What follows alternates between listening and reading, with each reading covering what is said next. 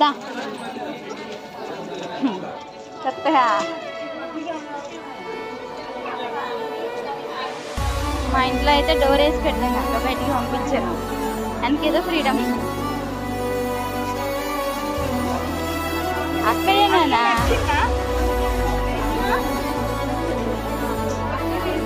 దా దా దా దా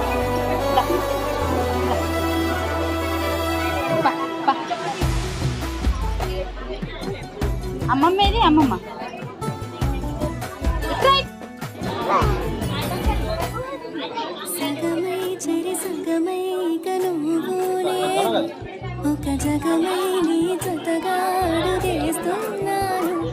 ఇరు పెదవుల శబ్దం